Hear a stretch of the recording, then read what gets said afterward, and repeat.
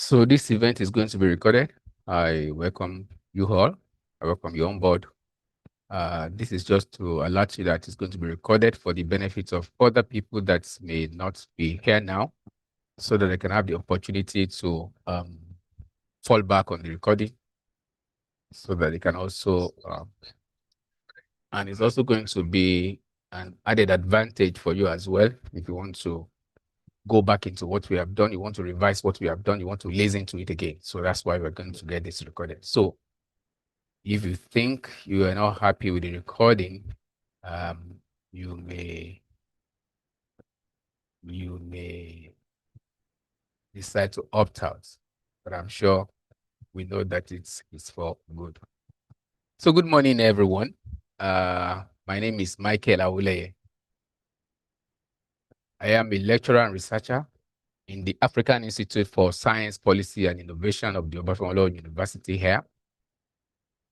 And I believe we all know why we are all here. We are here because this is one of the courses which is a requirement for postgraduate studies in Obafemi Awolowo University, especially PhD students.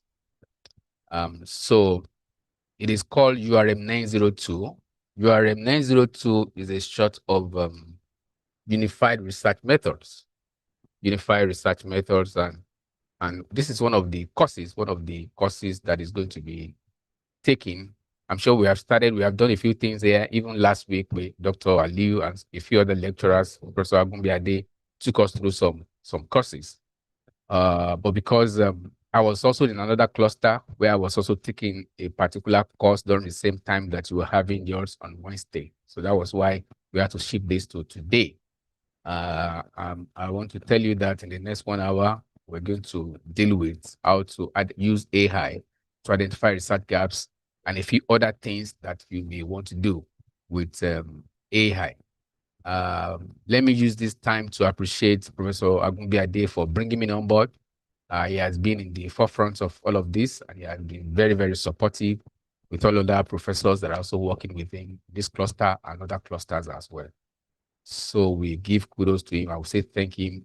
We really want to appreciate him for doing well, and for the PG school as a whole as well, and the provost for bringing all of this on board to ensure that our research methodology is what we really hold in high esteem. So that it's not that we just bag our degree and have a PhD, and then we can't really say that we can't really talk much about research, or maybe talking about research design generally. So that is one of the reasons why this research methodology is being taken across the university, so that you can have a feel of other professionals even beyond your department. So that's why I am here today. So thank you so much. Thank you.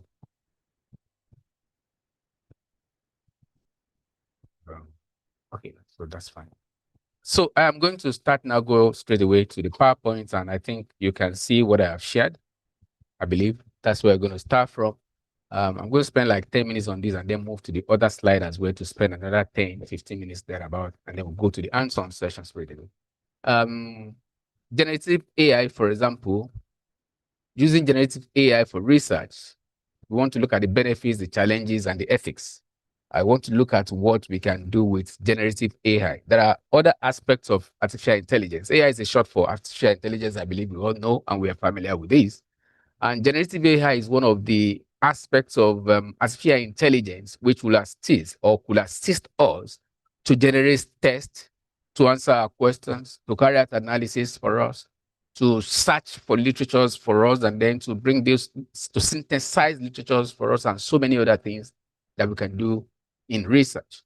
So, but today we want to explore the transformative potential of generative AI in research, and then we also analyze its practical benefits and inherent challenges as well. We're going to see that, and we will also see some ethical considerations which we have to put in place, which we have to watch and note as we are carrying out our research in the university and even beyond. So AI speeds up literature reviews and data analysis. It automates hypothesis generation and enables gap identification. AI can do so many things for you, especially when it has to do with literature review. Literature review is very, especially extensive literature review could be laborious.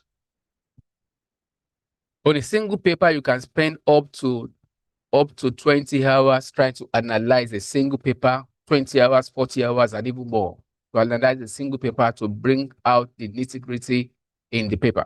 Even after you have spent so much time on the paper, there's a likelihood that you may even miss out some things that you may not notice. But AI is more or less like it's all knowing, all intelligence. You know, it can assist us to look at all the things you want to check, depending on your capability or your ability to probe it. You know, we have software that can handle all of this for us. It can also assist us to automate processes. You know, it can also assist us to automate hypothesis generation. Most of the time, it's always difficult or hard for students to generate their hypothesis, even objective research questions, and to also identify research problems.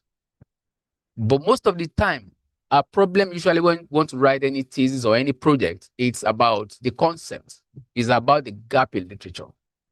Most people, when you see the aspect of research problem, you cannot identify what the problem is. When people are writing their research problem or writing research gap, you'll just be talking about a general statement about that concept, which most of the time, it's not the research gap. The research gap has to be concise. You have to be sure of what you are writing. So these are some of the things that AI, capabilities of AI, it can do that for us and much more. So let's see a few benefits of enhanced creativity. Okay. Am I still audible? I just want to be sure. Yes, sir. All right. Thank you. Yeah, you clear now. All right. Thank you so much. Thank you. So I'm looking at the YouTube page. It's not changing on the YouTube page. My slide is not changing on the YouTube page. I was wondering why this is so.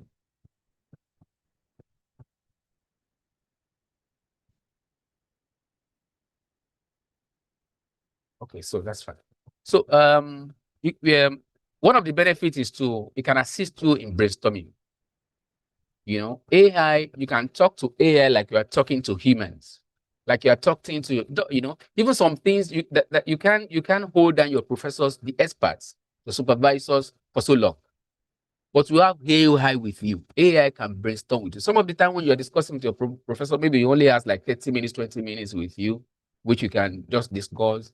And because of the gap, some of the time you are not that free. There are some questions you want to ask that won't be bold, or you don't have that time, that he may not even have the time to welcome you to ask such questions because it's your project. He's only there to guide you, which is fine. But then AI is your best friend. It can assist you to brainstorm. It can assist you in generating ideas, even in showing you different ideas, which you can also compare. Oh, wait a minute, I think I want to go with this. You know, and it can also, can allow you to explore new perspectives, even things you are not thinking about.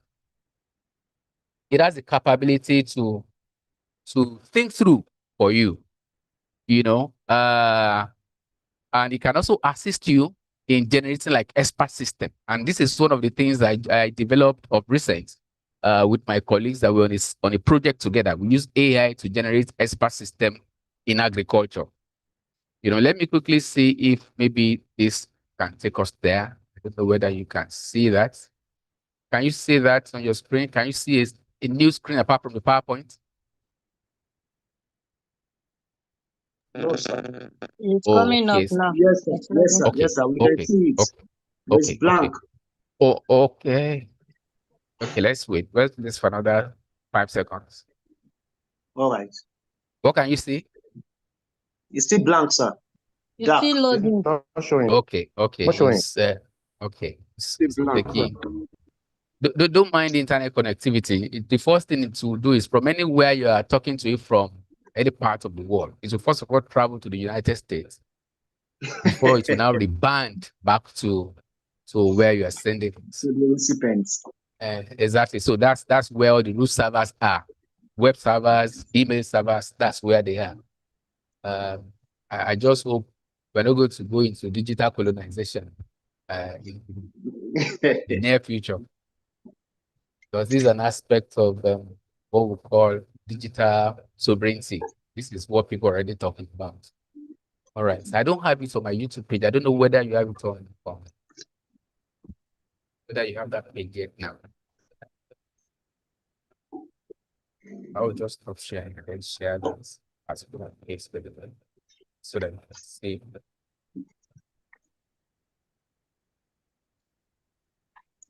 Okay. It has displayed now, sir. Okay, you can see that page. Okay, so that is Yes, sir. So we actually use generative AI to achieve this purpose. And anything that has to do, because you cannot get agricultural experts, horticultural experts on soil, on crop, you can't get them together all the time. And you can't have them to answer your questions all the time. So we decided to create this. This was created for our project in Oberlin University on a project that I'm one of the co-PIs. So I led this one. And then if you ask it any question, maybe on cultivation of amaranthus, amaranthus is like this effortete in Yoruba. So if you ask any question regarding cultivation, regarding pest infestation, regarding marketing and every other thing, it will answer that question. So these are some of the things that you can have access to. And these are some of the ways by which you can also, as a person, tweak artificial intelligence, especially generative AI. Okay, so I move on to what we were talking about here before. So it can also be as a collaborator or collaboration for facilitation, or for, it can also facilitate collaboration.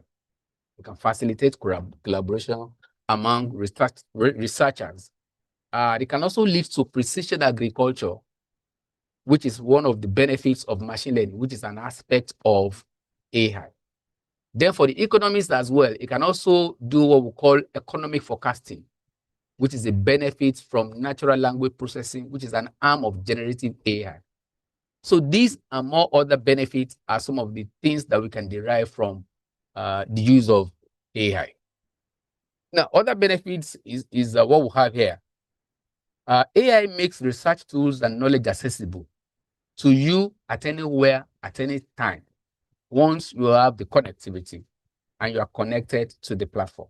So it lowers barrier to entry for analysis. Fortunately, all the available software that we're using today for generative AI and all of that, majority of them are available, at least in the initial stage, for free. Though at some points when you are requesting for additional feature, they will be asking you to pay some money, which is understandable, at least for them to maintain the software. So, but majority of them are available for use for free. But the truth is, if you get yourself entangled in multiple applications, you'll be distracted. So that's one of the reasons why I'm going to show us today as we go in this class to tell us some of the available top list of AI tools that we can use. And then if I were you, I would just plug into 2 or 3 depending on whatever you want to achieve at any point in time. Now, it's also have the opportunity of giving you cloud platform to provide you access to powerful AI models, which you may not have readily available on your local system. You can get to the cloud and have access to high-powered computing facilities, especially for people that want to generate some analysis that may not be easily done on a stand-alone computer system, especially people in biological sciences, people in agriculture, in chemistry. You want to do some mappings of chains of equations and things like that. It can assist you to do that, especially memory-intensive applications that you want to subject to analysis. It can assist you to do that. Then it can also assist you for personal learning. AI enables personalized learning and adaptive research. So it can assist you to tailor your education to the level that you want, and a good number of other things. So, but then we have some challenges. To develop quality AI applications, it is most of the time, not most of the time, all of the time, data dependent. What am I talking about? It will require huge databases to give you the top quality that you expect from the output. Though some of the things we are going to be interacting with today, ChatGPT is the chief, and I think is one of the leading AI tools today that we're all familiar with. We are also going to use that as well. But even at that, it has its own limitations. So if you intend to build an application, an AI application, it is data intensive, and you must ensure quality in the data you are providing for it, because that's what we call garbage in, garbage out in computing. Whatever you supply into the computer, it's what you are going to get the output. If you supply any garbage, it's going to also give you that garbage at the end of the day. But then if you are a developer, you are thinking about developing a particular tool, AI tool as well, based on your experience with some of other ones, then you must ensure that you have what we call quality assurance for your application. Then training AI on sensitive data requires robust security. Data privacy is a major concern. You have to be very careful which data you use so that you will not be sued. Though in this part of the world, we are not most of the time careful about the way we use data of people and things like that. You can see that when I started this presentation, I was taking your permission or getting you notified that I was going to record this conversation, which is one of the best practices for things like this. So you must ensure that there is you secure that there is data privacy. At the same time, there must be security of the data that you have collected. The another one is data provenance, which is about ensuring provenance, which is crucial, which is about the source of the data. You must know the source of the data. Then you must know what is the content and the context of that data. It must be at your fingertips. That's why today, ChatGPT, for example, any AI tool cannot be listed as an author on any paper. Because most people, when they use AI tools to generate to generate papers, not necessarily using it 100% to generate papers, maybe it has assisted them for a few things, maybe for analysis, for brainstorming and all of that. It is only required that you acknowledge such. It is not required that you put ChatGPT, DeepSeek, and all of that into as an author, because you cannot get them. They cannot be responsible.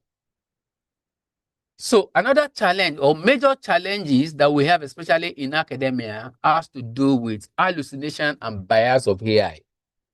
AI today, there is no AI today that is 100% perfect like human. They still hallucinate. So that's why you have to be careful. And what is hallucination? Hallucination is like giving you incorrect outputs, giving you some outputs that are not really part of what we're asking it to give you, which may not be valid, which all of the time are not valid. Especially it's when ChatGPT first started, it would generate what do we call it? References that do not exist. And when you see the formatting, it will format it as if this is correct. So most lazy ones, most lazy students, most lazy users will just copy and paste that content. And at the end of the day, they will send it to their lecturer, and the lecturer that is meticulous, the lecturers we are meticulous here. The meticulous lecturer will fish it out. So what do you mean? What is this? What are you doing here? So today we are going to talk about the ethics of the use of AI as well. We're going to see that, what we have to do, how to get things done. So you have to be careful. You have to be careful and ensure that AI generation, AI in itself, it is not perfect. So you have to confirm, you have to check the content that you have. You are not even expected to copy verbatim and use, So it also has what we call bias amplification. Bias in training data perpetuates societal biases. Gender and racial biases are common. When I was preparing this PowerPoint, and then some of the pictures that I used, the AI was generating pictures involving, you are going to see it in the next slide. I mean, in the next, the next file of my slide. It was generating the whites for me, the Oyibos, and I was like, wait a minute now, I have a black audience. So, and I wanted it to generate black audience for me. And it was telling me that this time I cannot generate it for that. Many people are generating, they are generating pictures, and I'm sorry, I cannot generate it for you. I was like, what is happening? Okay, I waited a few more minutes. At the end of the day, it was telling me, especially Meta AI. I used Meta AI for that to generate some of the pictures. And it was telling me, I'm sorry, I cannot generate this picture for you because I used to black or African. He didn't want to do that.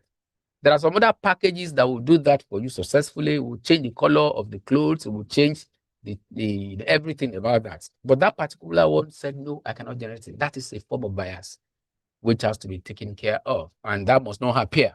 That must not be condoned, or that must not be eroded, or whether in terms of race, gender, and all of that. You must not support that. Then you have to verify AI generated result, like I said, vigorously as a researcher, because you have to validate the output of what you have to ensure quality assurance. Quality assurance is one of the failures of JAMB that happened of recent. I hope you are all aware of what happened to JAMB when they failed, when there was a mixed up. It was because they failed to do quality assurance. So as a PhD student, which you are, because OAU will not just give you their PhD. You won't just append doctorate to your name if you did not take all this nitty-gritty. That is why we are taking pain to take you through all of this. When I finished mine some 10 years ago in 2015, that was when I appreciate this more. So it is important for you to ensure that when you are preparing any document, even beyond your PhD, beyond your thesis rather, when you are preparing any document, you must ensure completeness. You must ensure quality assurance. You must ensure that everything is fine. That's why when you are completing all our forms in PG school, don't be annoyed when they ask you to go and put a comma in your form. Hey, why are we doing all of this? Now go and rewrite this research methodology. They want you to do it well. That going back and forth is to instill in you the culture of quality assurance. So other challenges are there. Over-reliance on AI can stifle critical thinking. And critical thinking is one of the things that a PhD is expected to fetch you. The use of AI must not erase critical thinking. The use of AI should only facilitate or augment and should not replace critical thinking, because critical thinking, in fact, some people that are not knowledgeable, they will just wait until the final submission of their thesis about a month. They will not begin to say, where do I go? In fact, I was reading the document of somebody who is on his PhD as well. And he was relying on ChatGPT, was relying on AI, generative AI and all of that. He was about doing his qualifying. And he just went and put everything together within one day and submitted to the supervisor. The supervisor said, what are you talking about? What is this? For me, if I see any AI generated content, I can easily spot it without even plugging it to any Turnitin tool and all of that. So, AI detected tool and all of that. So, but don't worry. I'm going to show you how to use AI. I know you want to use AI. Yes, we're also supporting us to use AI. But how do you use it ethically? It will also assist you to, it will fast track what you have to do, the delivery of your work. If it's possible for you to finish in less than 3 years, we want it to be like that. That's fine. We want to support you, but at the same time, you have to do the needful. You have to ensure that you have done it well. And one of the reasons why we are trying to do this is to ensure that once you are done with your program, you can be globally competitive. You can stand anywhere in the world to beat your chest that you finished a program in OAU. And you can write proposals excellently.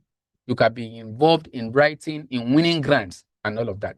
So this is why we are doing all of this. So some ethical issues are here, which I'm going to leave until the final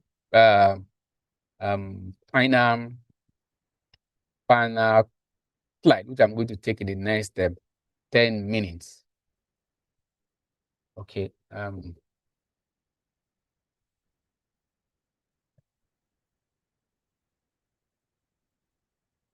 Sorry, I was just trying to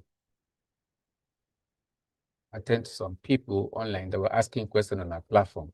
So that is that. So I will stop this one here and then go to the next slide. I'm going to go to the next slide, which is particularly about what we want to do here today, which will focus on that. Okay.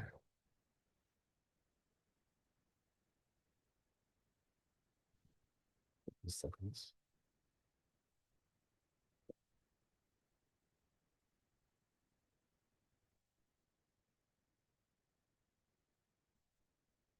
Okay, I'm sure you can see my slide now. Uncovering research gaps with AI. Are you there? Yes, sir. Okay, that's fine. So,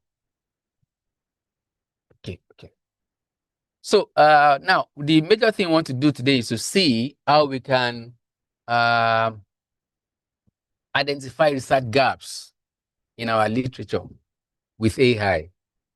Most of the time, it's a major challenge for anybody who wants to write, whether you want to write a thesis or you want to write an article. The main problem has always been in how to identify research gaps. But today we are fortunate because AI is there today to assist us to save our time and to make it handy for us. So we're going to explore how AI transforms literature reviews by revealing novel research gaps and how AI can augment our insights, human insights, highlighting impactful opportunities in academia. And then what are research gaps? By definition, research gaps are under explored areas in existing literature. Research gaps are under explored areas in literature, which means the areas that may not have been covered in literature. The areas that may not have been touched because there is no need for you to reinvent the wheel. What do I mean by that? When a research had already been conducted, there is no need for you again to repeat that same research because the essence of conducting research is not just to back degree, it's just a requirement. But the essence is to identify a problem and solve that particular problem. So that is when it can benefit, that is when your research output can benefit your environment. That is when it can benefit your university. That is when it can benefit your community. That is when it can benefit your country.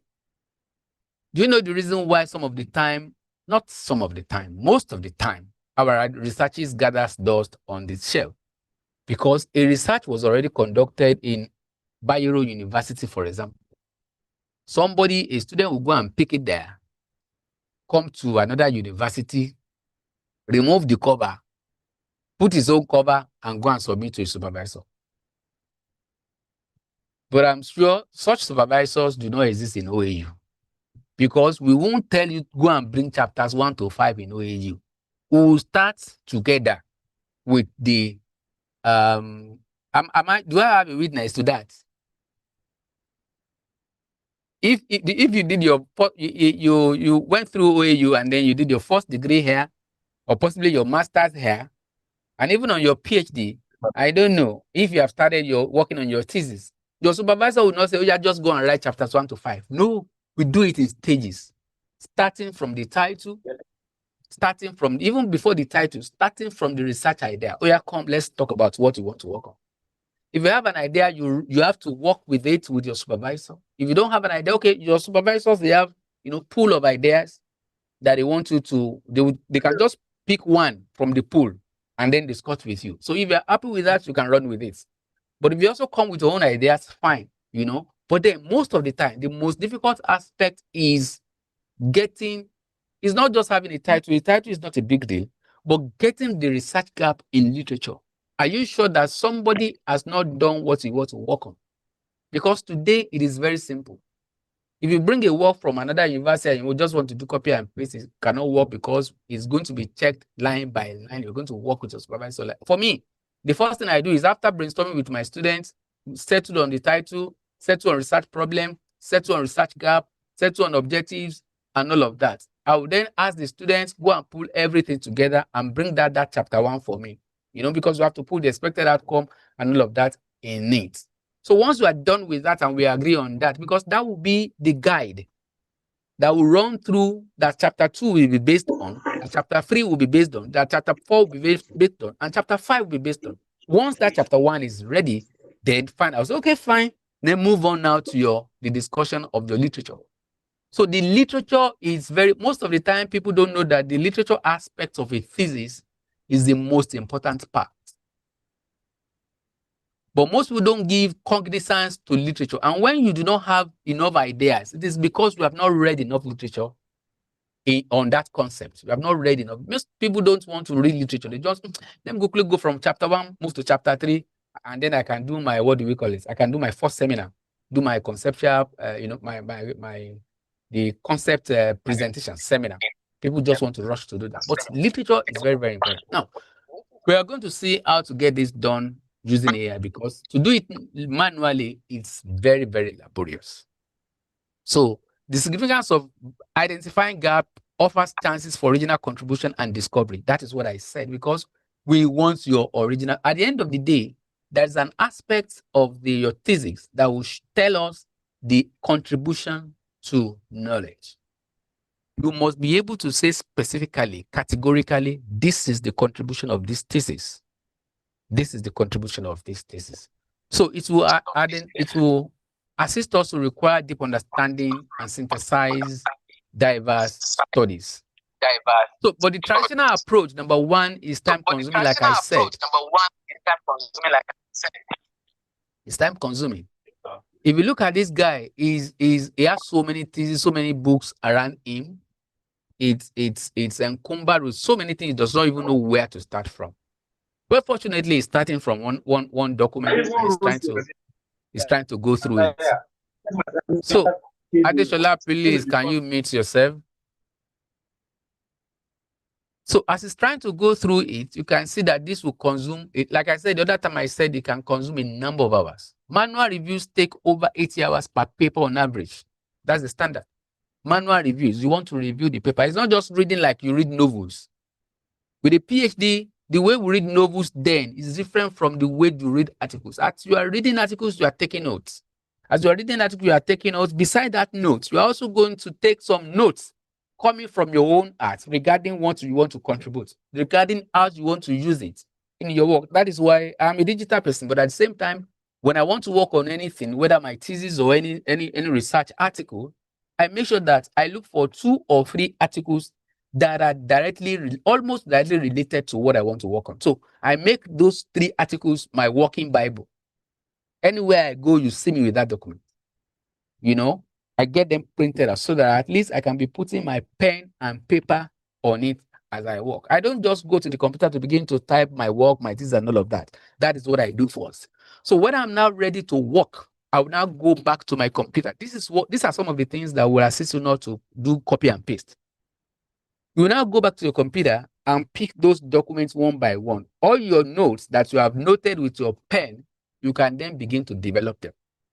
But fortunately today, when you just put those notes down, I will show you in the space of the time for this class as well. All the notes you have noted, you can then begin to write them in your paper, in your work, at the beginning of your work. And you can apparently use the AI. This is allowed to expand and to rewrite your intent, to rewrite your notes for you. AI can assist you to do that, which is also acceptable. Because whatever you supply there, it is your work, it is your content, and it is good to go. So at the same time, some of the traditional approaches also can be biased. Bias often affects identification of research gaps and trends.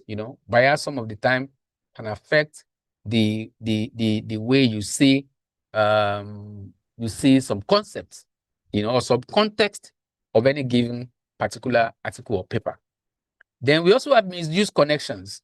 Subtle links between fields may go unnoticed without tools. That's what I said. There are some things that you may not understand while you are reading that. You may not understand the context because it's in text. It's written. You may not know the real intent of the not of the reader, of the author. Because you don't have other materials to juxtapose it with. But AI has the capability, he has access to all the related materials, and it can bring you the right inference from that particular article and much more. Traditional approach also, they are also inconsistent. The coverage depth varies depending on reviewer expertise and scope. Whatever you want to review will only be based on hello? Whatever you are reviewing. Hello? Hello, can you still hear me? Yes, sir. Okay, you can We still hear can me? hear you, sir. Okay, thank you. All right, You're so, welcome. Where are you, sir? okay, thank you Can so hear much. you, So, sir. okay, thank you. So, so the whatever in your review is just about what you can think, the way you want to fathom that concept alone. It's all about you alone. But AI, this is what traditional approach of literature review will do for you. But AI will harvest the knowledge, the brain of millions of people that exist online, use their brain to analyze your work for you. And this is what you want to do. AI-powered gap identification, and that's the overview. AI can use the power of natural language processing which is what we normally do when we're using generative AI. This one may not be open to you because it does this behind the scenes. It analyzes text semantics and context in research papers by itself. That is the power of the AI behind the scenes of what we call the natural language processing. It will do that behind the scenes. I'm a computer scientist, so going to the nitty-gritty of this may be difficult for you, but that is not what we want to know. But we just want you to be aware that this is what it does behind the scenes to be able to give us the context of any particular paper. Then machine learning also, which is also an aspect and harm of artificial intelligence. It can detect patterns and anomalies within your paper and possible potential gaps.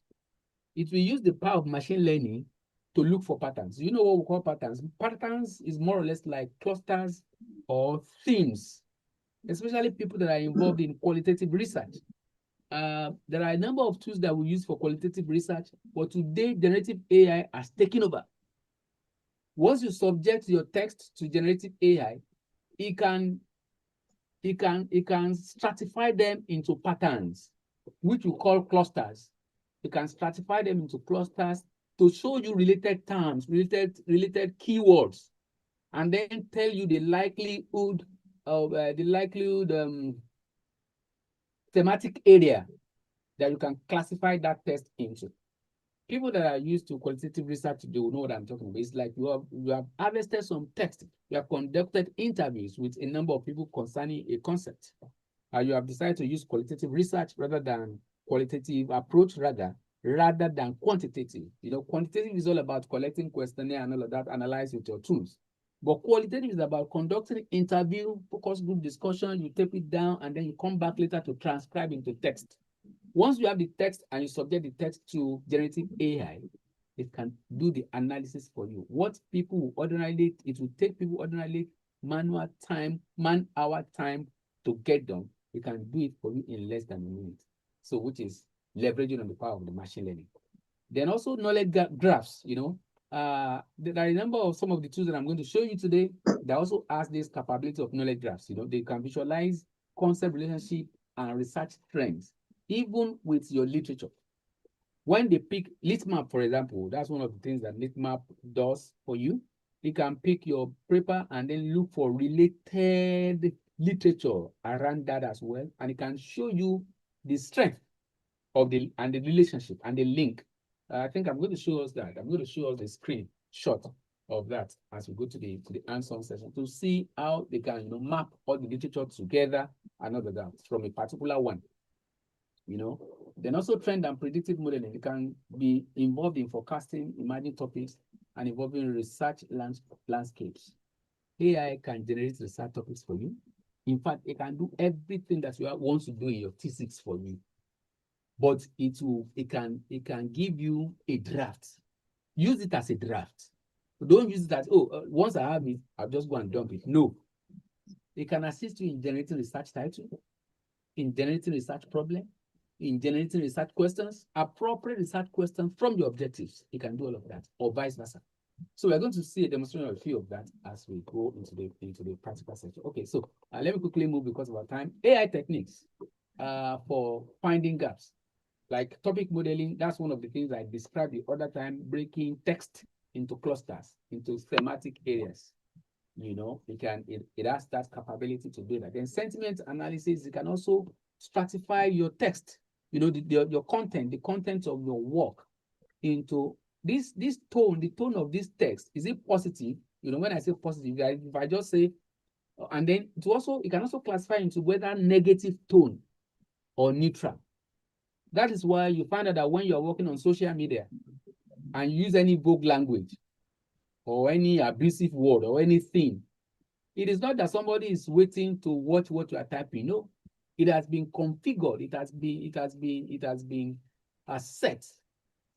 AI is watching you.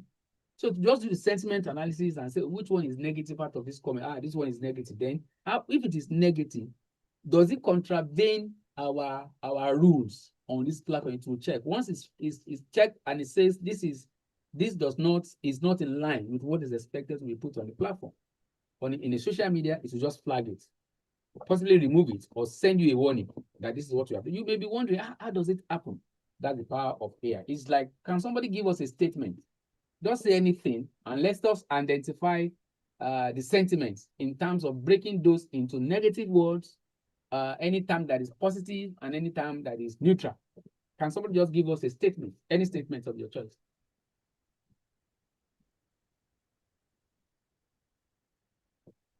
So, unmute and speak. Do we have anybody? Just give us any statement, any statements. Hacking goes to school is a statement.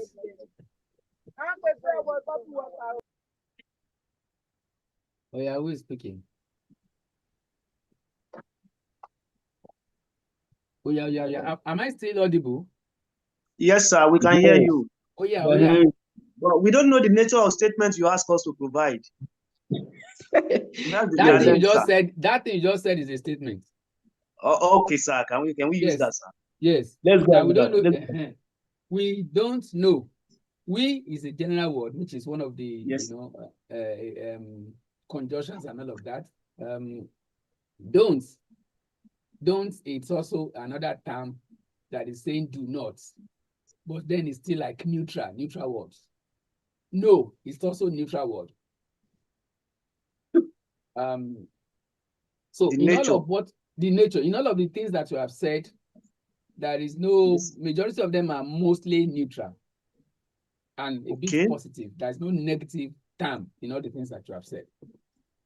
If you now say something like, can somebody say another thing? I'm not going. I'm not going. It's also I'm not going. All the times they are also neutral and positive. I'm not. Not is a conjunction. It's not a verb. It's not a verb. It's just a conjunction. So it's going to, when the AI is analyzing it, it will only truncate all the what do you call it? All this off and not. Okay, sir. What about this? It's going to be funny, sir. Yes. I am a bad person because my mama told me that good people don't live long. Yes, that's a good one. Yes, that's from there we have some negative words there, but then the level of their negativity is not that harsh as to not permit such on the internet. Like if you use a word like you are stupid for that comment and I will kill you. Can you imagine? You are stupid for that. People fight online. Yes, sir. They argue online because they do not agree with one another. So when you say you are stupid for that statement, and if I see you, I can kill you. That kill is very obvious. That's negative. It will mark it as negative. That word stupid, they don't want you to use it. It is also negative. It will mark it. And a few other things like that. But with the time today is not all about that. Let's move on so that we can go to the practical session in the next 5 minutes. So AI tools and platforms, we have a number of AI tools that are available for you today for use. Like I've said, a good number of them have highlighted them here. This PowerPoint is going to be available to you immediately after this class. I'm going to leave it on our platform. So you can check some of these tools. But we're going to use like 2 or 3 of them in this class today. We'll see how they work and then to analyze gaps in literature. So one of them is, this is not just in any order, not necessarily in the order of importance, no. Connected papers, it's one. It can connect papers, it can visualize literature. Relationships, and detect niche topics. You know, the another one is lit maps. Lit maps can also collaborate. It's a platform for collaborative discussions, for organizing and analyzing papers. Lit map is a sort of literature map. When it picks your literature, it can map it with another one that is relevant. You know, based on the content and possibly the context of the initial paper that you chose. You can map it, you can then go online to harvest titles for you and then bring it for you. Say, do you like this? Do you want to go for this?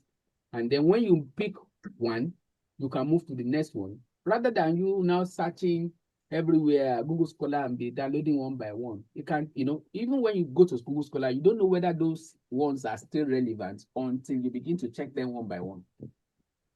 But this one will map them for you. Oh, this is relevant to this.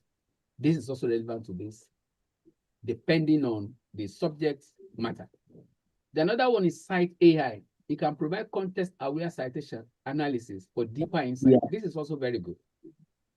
Cite AI is also very good. It can also provide context, not just the mapping of keywords alone. No, it will look at the context in which you are speaking. It's like you are saying Igba in Yoruba. What again now? Igba. That's the same spelling with Owo. You know, things like that. Owo, and all of that. So yes, you know, they are terms, but with different context, different meanings. Yes. You know, so it can identify that for you. Now, other ones are this is actually paper pile. We call this one paper pile. It can also visualize literature as well, and also link relationships together, and can also detect niche for you. Then DeepSeek also came of recent, which was it came in on January 26th or so. That was when Trump was sworn in, when the government of America was sworn in. The president of America was sworn in.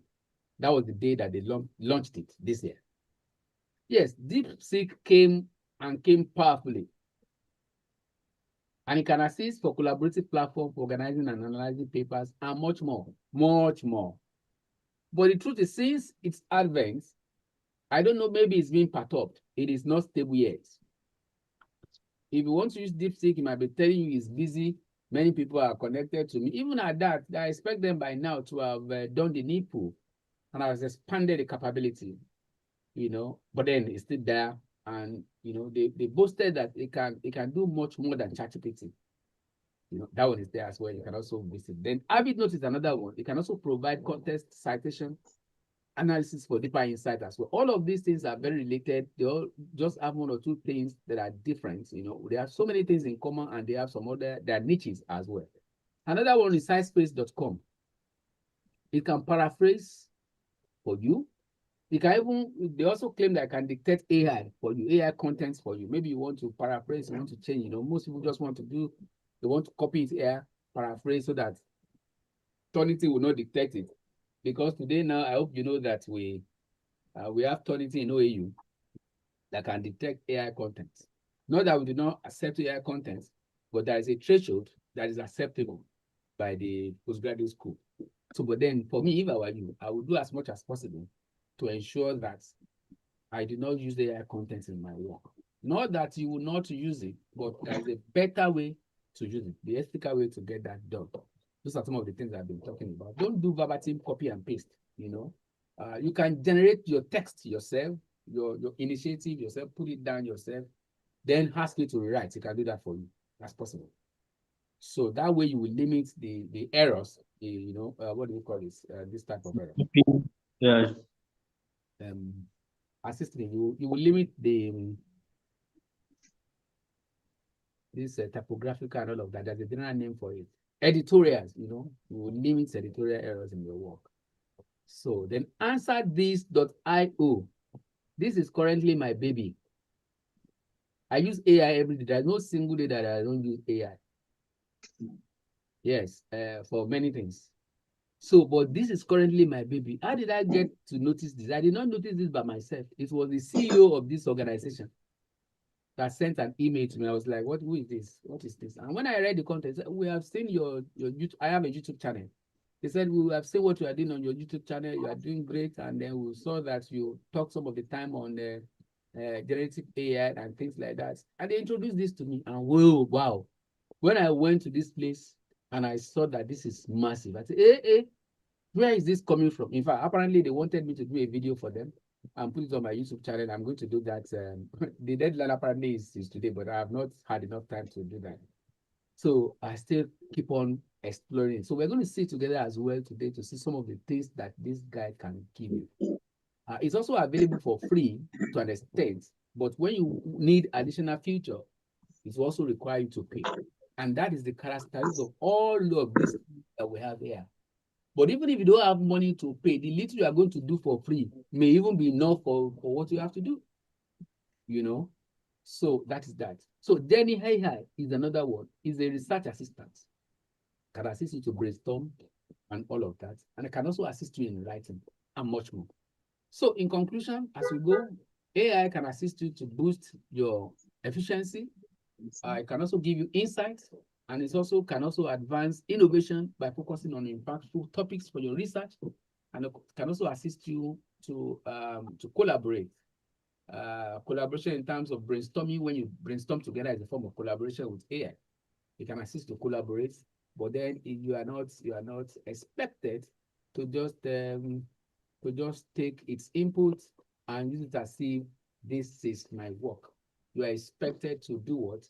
To acknowledge the work of generative AI, and this will lead us to best practices. This will lead us to best practices, what we have to do when we have used the best practice for responsible AI use. Number one thing that we're expected to do is transparency. There must be disclosure of usage. In your methodology session, you must acknowledge the aspect that you have used the generative AI. Not just generative, it could also be other type of AI. If you have used it in anything, maybe for machine learning analysis, maybe using R, using anything, using Python and all of that, acknowledge them in a part of your research methodology. In fact, there are Elsevier, all these publishing houses, they allow you now to use AI. They're not saying that you should not use it. But as you use it, there's a session they will ask you to make the disclosure that you have used, how much you have used the AI, and then what you have used it for. They want to say that. So transparency is key, especially also when you use it for your thesis. It is also allowed that you be transparent enough to say, okay, this is what most people will say, I don't want them to know that I've used. No big deal. Tell us you have used it to brainstorm the title, and you have also used it to an extent to get the initial draft of my research gap. As simple as that. And you are good to go. So that way, if anybody sees that you have been transparent enough to declare that, they'll be happy. So when they see even some of the contents generated by AI, they know that this is part of the AI reported by Turnitin. That this is part of the AI generated reported by Turnitin, not that AI has taken over the whole work.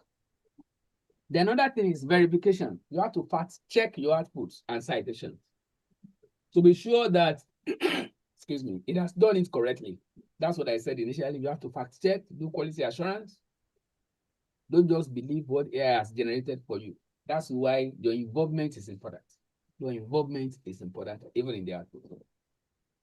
The ethical use, avoid plagiarism, respect privacy. Don't just say, because you don't have enough time, let's just do it, just copy this one, copy and paste there, copy. Most people, they have done it in the past.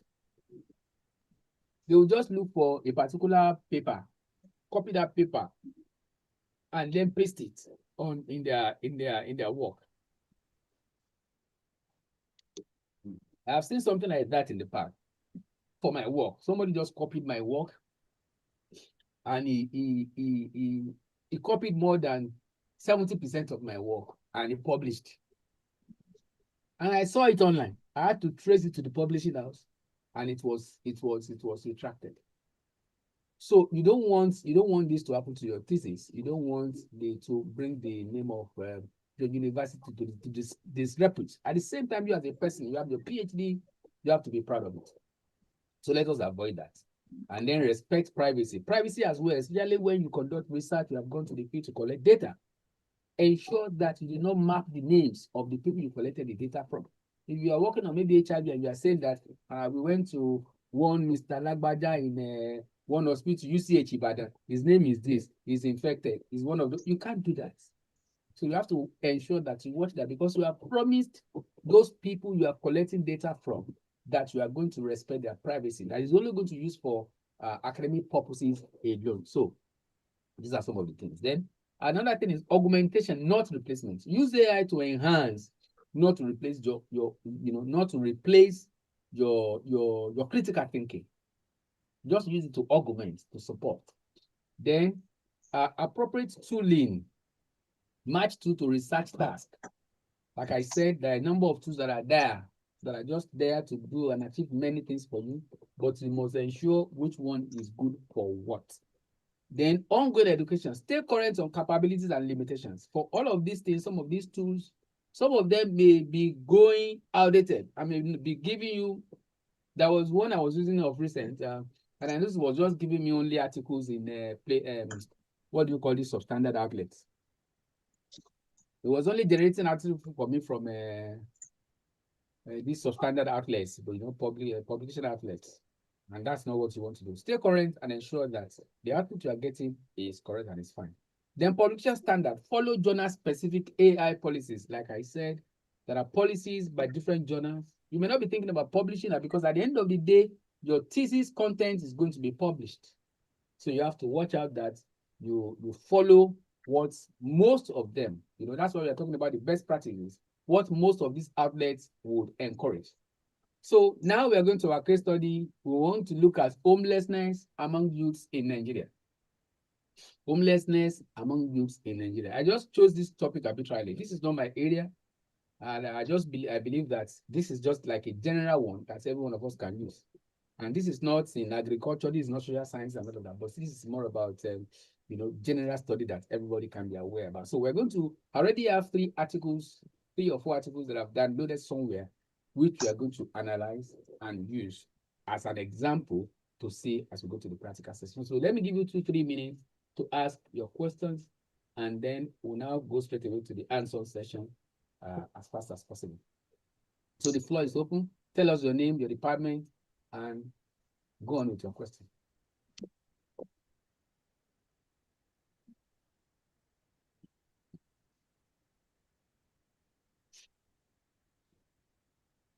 Anybody? Oh, okay, sir. Good morning. My name is Harry Doluwasho from my accounting department.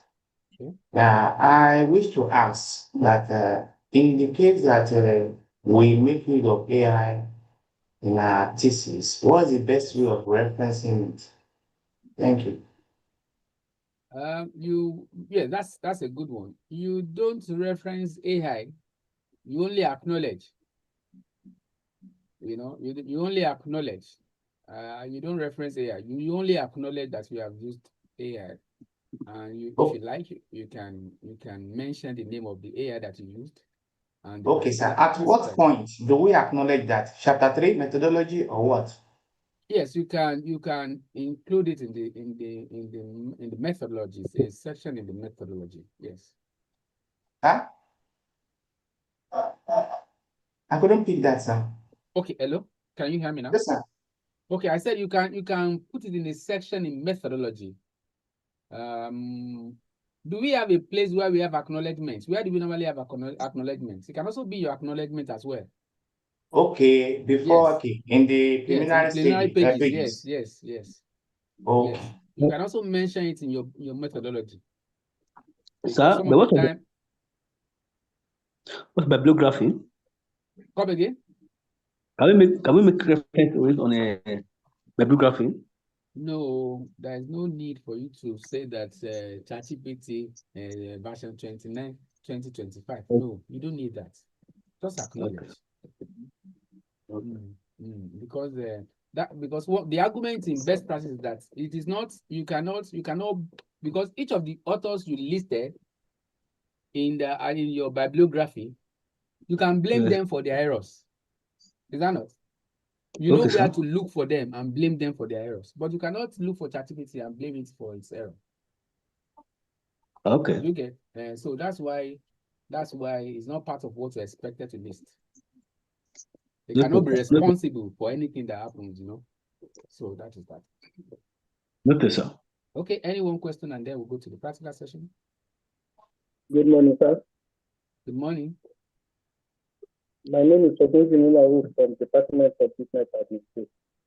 Okay. Yes, I completed my MSc late last year and I was looking for this field because there's a two parties going around on support initially. Can you speak clearly and increase your volume a bit so that we can hear you very clearly? Last year in my MSc, we used Apache for referencing, but there's a contradiction ongoing. I don't know if I will not use the word contradiction. I say you have moved to the Apache 7. I need clarity on this.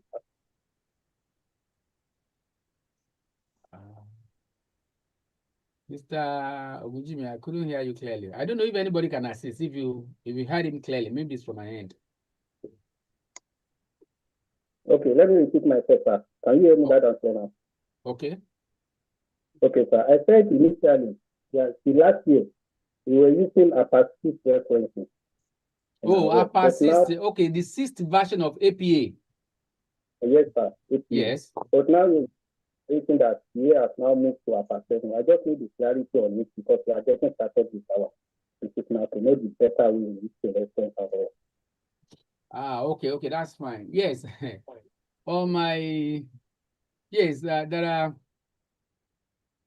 there are many ways by which you can automate. You can automate citations as well. I think I have 1 or 2 videos on automation of citation in your thesis, in anything you're writing. I have it on my YouTube channel. You can use Mendeley. You can also use Zotero and any other one. So if you prepare your document in this using a persistent version, and anybody is asking you again all of a sudden, I don't want a persistent version, I want a 7th version. You only need to click and pick that option within that environment, and it will change everything in your document to 7th version. So you don't have to rack your brain going back to the citation and the list of reference and be readjusting. No, it will automate it for you. In fact, there are some other references that are not APA. Even Chicago that used to measure on IEEE, they used to put 1, 2, 3, and all of that to do that. Once you are prepared in any one, you can convert back to Harvard, to Chicago, to IEEE, or any other version, only with a single click. So that automation is available, and you can avail yourself of that. I think I have a video on that, and I'm going to prepare another one very soon as well, using Zotero. I have one with, I have already done that of Mendeley. People call it Mendeley, but most of the time I say Mendeley. I've used Mendeley to explain how to get that done. These are the things you have to equip yourself with, because the world has gone beyond doing many things manually. People have suffered in the back, in the past. I've also suffered when I was writing my PhD. I think I did it. Yes, I've discovered that because I had the opportunity to travel while I was doing my program, to travel out for conference and things like that. And for academy, I was on 2 academies when I was on my PhD. So somebody that was in United Nations University came to that event, and it was the one that introduced me to the use of this automation of citations. That's where I put the knowledge. So that's why I'm encouraging you. Don't just sit down in Ife alone. You are PhD students. When I was on my PhD, I got a Codestra grant, 5,000 grants to assist me. The 2 PhDs academy I went for my PhD, one in Finland, one in Kenya, was also sponsored. So these are the opportunities that will also expose you the more to benefit. So they don't just take, they won't just invite you to come over. It is your work that will show that, oh, this guy has value. Let us invite him over to learn some more. So I'm still in those networks now that invited me over after many years. You know, I review for them. I do so many things for them. We do research proposals together. We do grants writing together and things like that. So these are some of the things we are trying to let you see that if you are in OAU, is a plus for you. All of these, they are plus for you. Please take the advantage. Thank you. Okay, because of our time, I'm still going to allow you after the practical session to ask questions. Please, let's quickly go to the practical session so that we can see how to get this done. Okay, let me. So I'm going to be using ChatGPT. I'm going to be using ChatGPT first, and then I will use my new baby, Answer This, also to demonstrate those things for us. Let me just switch that. Okay, so 2 seconds. Okay.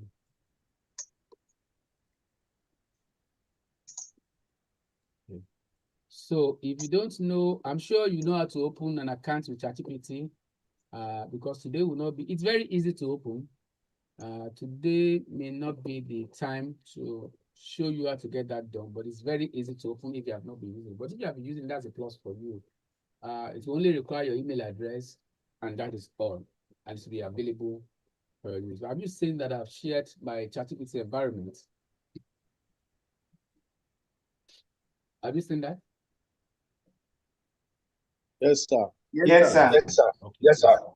So, Yes, sir. like I said, ChatGPT is one of the generative AIs, which is also very common and which is very vibrant. You can is telling you here, ask anything. It actually meant that you ask anything. It's ready for you. It's battle ready. If you just say, how can I make money? If you say, how can I make money? It will answer you. Because it has been equipped with millions of articles, of papers, and documents behind the scenes, which it will map your input with. So, but specifically today, it can also do so many things, like I've said, it can assist you in writing articles and things like that, in brainstorming. But today, we want to use it to generate research gaps. Now, I'm not going to just say that, we said we're going to work on homelessness among youths in Nigeria. So I'm not going to ask it. You can ask it to say you should give us papers, talk about homelessness among youths in Nigeria, but I don't want to do that. You can do that. But I've started working on some articles. I've harvested some articles which I'm working on. And I just want specific research gap from some of those articles that I've harvested. Generative AI can permit you, some of them can permit you to upload your articles. After you have uploaded your articles, you can then begin to probe the article in terms of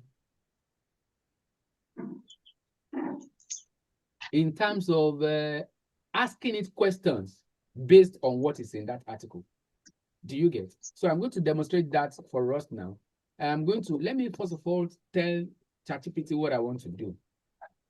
I would like to upload ChatGPT. I would like to upload. Yes, I just want to tell you that I would like to upload, let me say, 2 articles. I can upload 3, but let me say 2 articles, and 2 articles. Could you identify the research gaps in the papers? Identify. So I would like to upload 2 articles. Could you identify the research gaps in the papers? You will now tell it, wait for the articles. Wait for the articles. So that you will not just be hallucinating and be generating text for you without the articles. So I put wait for the articles. I put it in this, what do you call this bracket? This is not curly bracket, but that normal bracket. I don't know what to call it, but it's not the normal bracket of the parentheses. It's angular brackets. Okay, that's fine. So I just put that word in angular bracket. So I'm going to probe it and just send it now straight away. I'm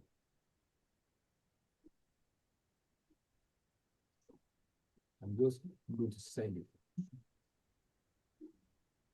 can you see what we have? He said, sure, go ahead and upload the 2 articles. Once you have uploaded them, I will review each and identify the research gaps based on their content. I'm ready when you are. Can you see that? So it's waiting for you now to upload those things. So ChatGPT will provide you, if you come down here, oh, this is telling me that I have to upgrade. I've exhausted my for today, because it will be permitting you to do what you have to do on a daily basis. So it's telling me that I have to come again tomorrow, 9:21 a.m. to get that done. For me, I have 3 accounts. I'm going to switch to another account. I've exhausted one account. This is the second one, I've done it today. So I'm going to go to my other account and get that done. So I'm going to switch them. Let me log out here, because I want to demonstrate it. Still on.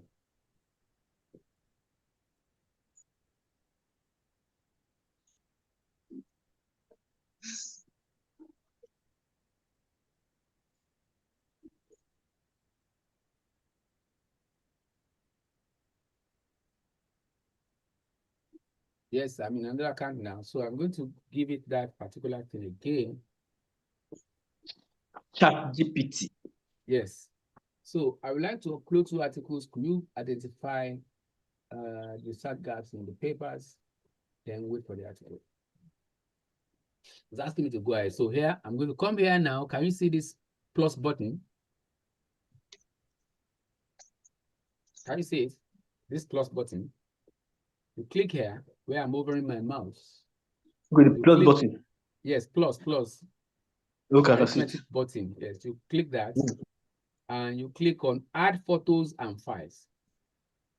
Okay. Click on the option add photos and files. We don't want to add photos, we only want to add files. Even on your photo, you can analyze your photo as well. But what we want to do now is our file. So I already have this article. I'm going to pick these 2, this 2006 and 2021. So you can select them by clicking on one, then click on your control and click on the next. Or you select everything together, Control A to select, or you can do more than 2, 3, 4, 5, 10, depending on what you want to do. But it will require more time when it's huge. So it's already uploaded. So all you need to do is to just click on this button for it to go on. Excuse me, sir. Yes. But the article must have been on the system before. Of course, definitely. Okay. It can also assist you to search for relevant articles. That is no big deal. It can do that. But for me, I've done that on my own. I have selected articles I want to bring out the research gaps from. I don't want to subject it to many articles anywhere in the air. Because for me too, I am as a researcher, I've been working, I've been thinking, I've been ruminating, I've been going through literature. So I've selected a few that I think will be relevant to my work. Do you get? So that to minimize hallucination of AI and to minimize the generality. That is why I've narrowed it down to the selected ones for myself. Another option is allow you to go online and do the harvesting for you. It's possible. But for me, I just wanted to see that it is possible for you to load files and analyze it. So here are we. There you go. This is the first one, 2006. Social and health behaviors in youth of streets of Ibadan, Nigeria. It has given us some highlights, 5 of them. And this is the second one as well, Obasi and Nairobi 2021. The homeless, poor, and COVID-19 stay at home policy of government. So it has also highlighted about 5 of them. And then it has synthesized the 2 synthesis of gaps across both studies. So let's see the first one. If you look at the first one, it has itemized or highlighted a gap as it relates to gender. It's saying here that limited gender analysis. That in that paper, there is limited gender analysis. So that's an aspect. So that means people have not really worked much on this gender analysis. Then it's now saying that there's another one on lack of longitudinal data. Longitudinal data is about you have collected the data on a given set of audience sample, maybe 2 years ago. You have also collected another one last year. You're also collecting another one this year, you know, that's what we call longitudinal data. And then comparing those three data together to see whether there is any difference or any relationship. So they have been conducting researches in isolation, fine, but they have not compared longitudinal data. This is what it is saying. The another one is saying that on that particular one, it says that it has only focused on Ibadan, which is when it has to do with spread indeed. This paper can only be used to generalize for Ibadan. You can't come to Ife and say what the findings there cannot be used in Ife. Because maybe because it's not representative of southwestern Nigeria. Speculative. Come again? I say speculative.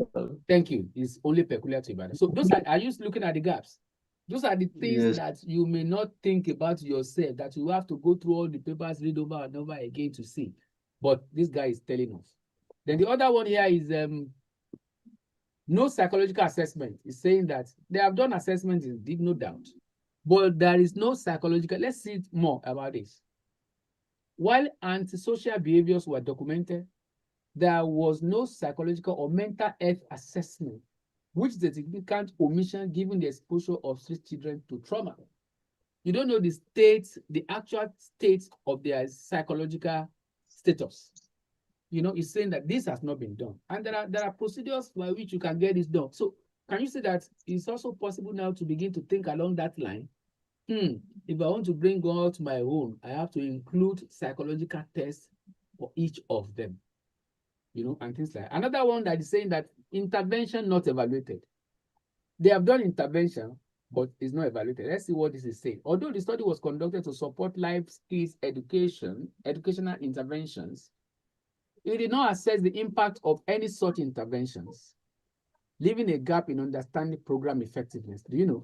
They have apparently, maybe they have given them food, they have provided accommodation for them, but there is no assessment of that. After you have done that, they did not go back to see, maybe after 6 months, after 1 year, to see what has happened to those that they provided these things for. That is what this is saying. The intervention is not evaluated. So that's another gap. You know, that's another gap. Look at the second one here. The second one here, Obasi Anaerobi, is saying that lack of in-depth individual level data. And when you want to do in-depth individual studies, which approach do you go for? That's a question to you. When you want to conduct in-depth study on individuals, which approach do you go for? Do I have any of my cluster 3 people here? We should be able to answer that question. That's part of what we discussed on Wednesday. Do I have anybody from cluster 3 who is by chance here today, whether on YouTube or here? Or is there anybody that wants to answer that question?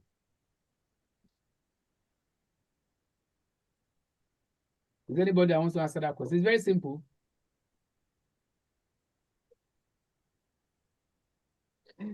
May I ask one question, sir? Is it relevant to, is it the same with what I'm asking? No, it's not. If not, still hold on for your own. Don't forget that question. Okay. I'm still waiting now. Sir, what is the question about once again? The question about is, I'm coming.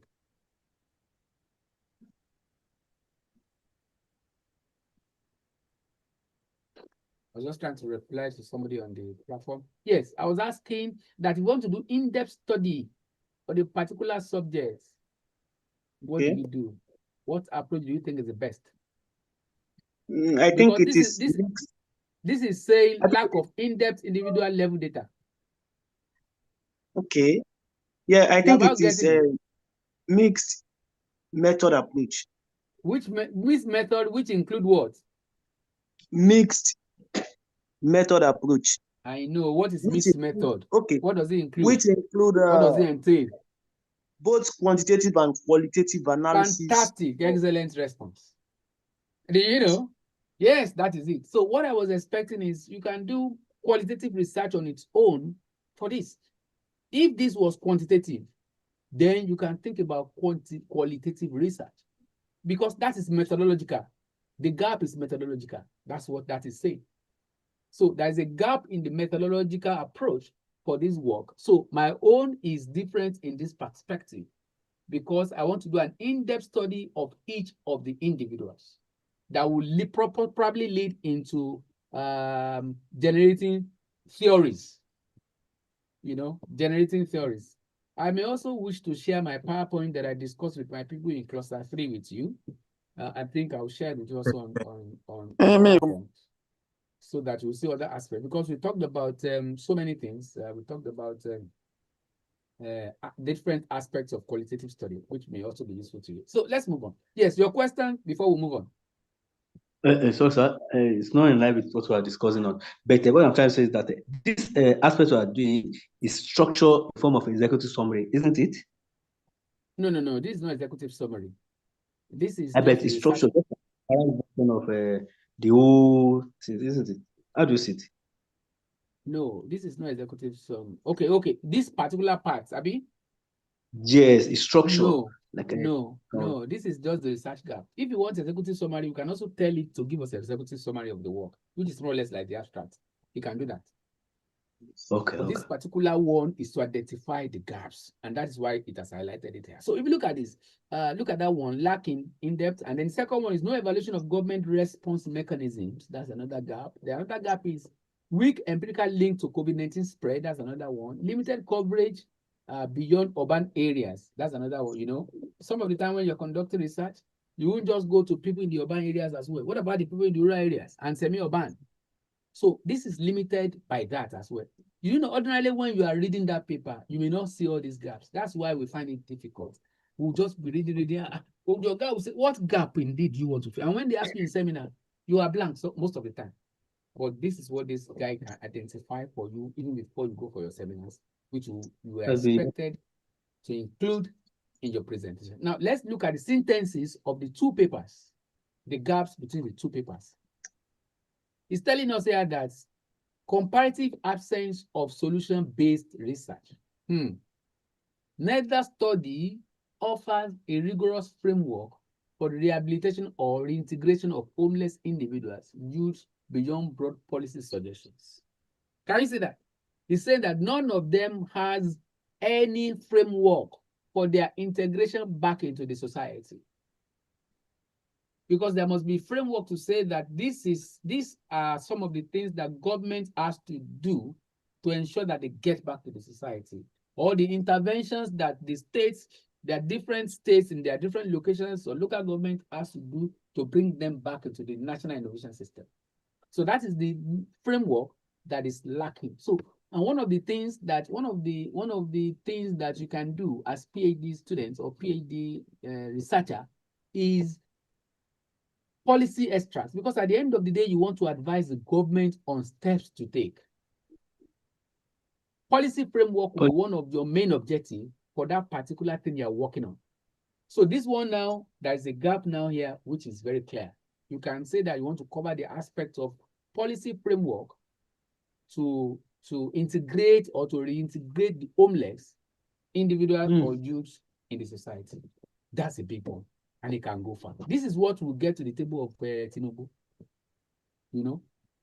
These are the things that can get to the table of the state governors regarding them to take necessary steps. I was asking my students in the last class that I held in cluster 3 that our budgets in Nigeria, do we know whether those, can we say emphatically that those budgets are empirically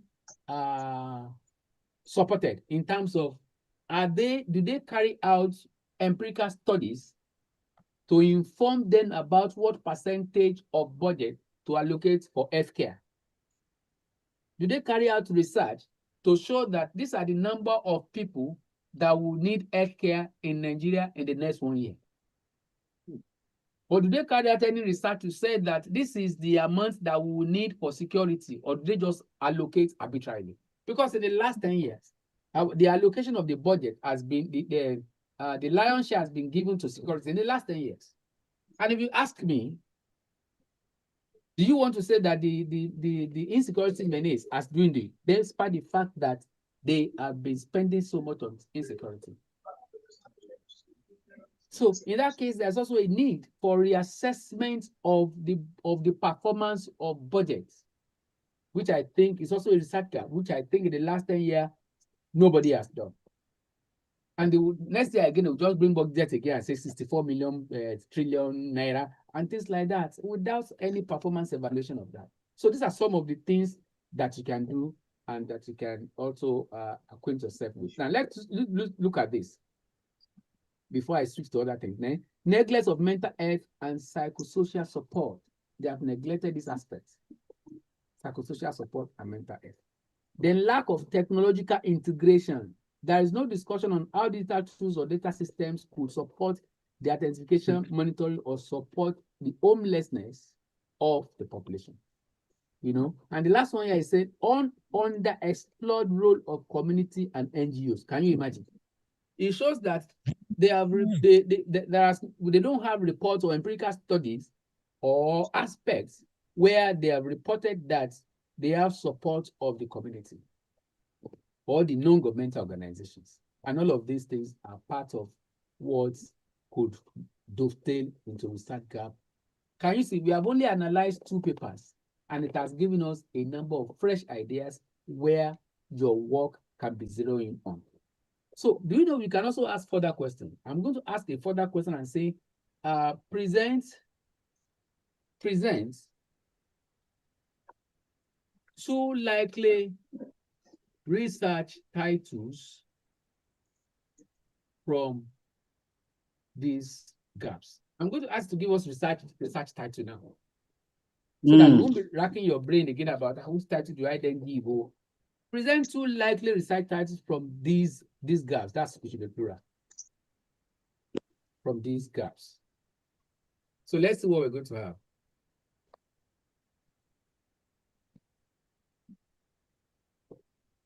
It's not saying that these titles are based on the gaps I've identified. And it's telling us that this title is coming from the first study, and this one is coming from the second one. So it has splitted it. So the first title is Gender-Specific Vulnerabilities and Psychosocial Needs of Street-Connected Youth in Urban Nigeria. A mixed methods longitudinal study. Can you see that? Can you see this is in line with what we suggested, what we're already thinking? Mixed method approach. Yes. You know, mixed method approach. And it has also brought in the aspect of the gender aspect, which is also a gap.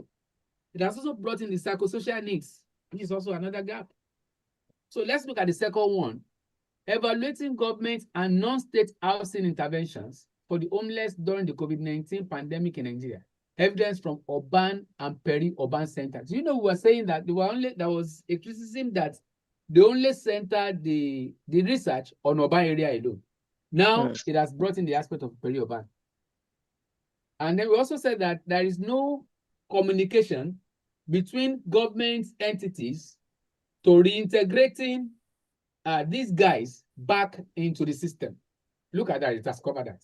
Evaluating government and non-state housing intervention for homeless, you know, for homelessness. You can remove all the COVID-19 and all that. So that's why I said it is important for you to just use this one to brainstorm, to give you a draft. You can then perfect it on your own. You know, we are no longer talking about COVID-19. So for me, if I'm adjusting this one now, I'm going to remove the word COVID-19. Just put homelessness, as simple like that, or homeless youths and things like that. So it's as simple as that. So as it is now from here as well, you can begin to get a draft of the elements. You can say that, okay, I want to go for item 1. Once you just say item 1, it will recognize that you are talking about title 1.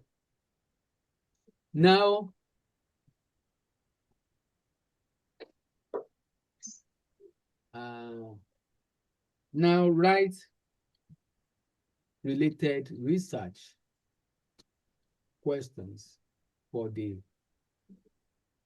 study. You want to write related research question to the title 1. Let's see what we're going to get.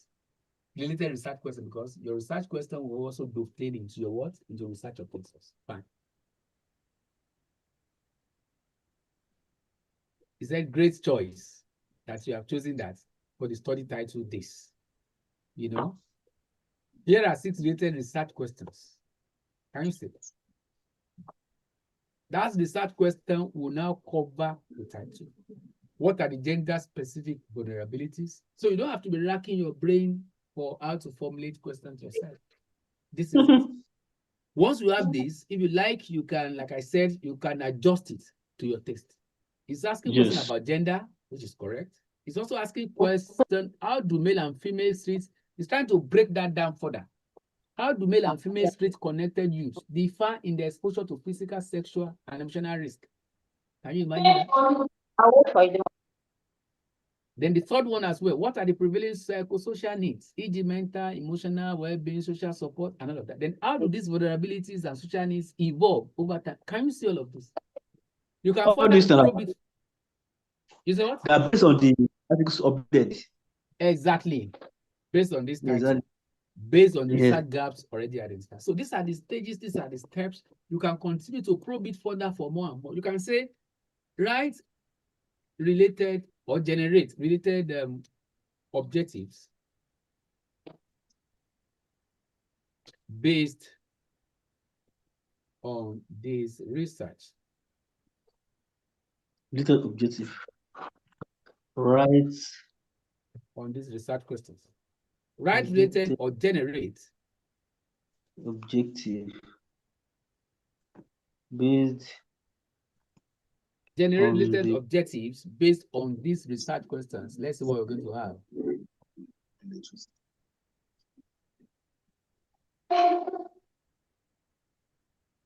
Can you see that? We have 6 objectives. I'm not going to be reading this objective one by one, but I'm going to say that you should limit this objective to 4. Compress the objectives to 4.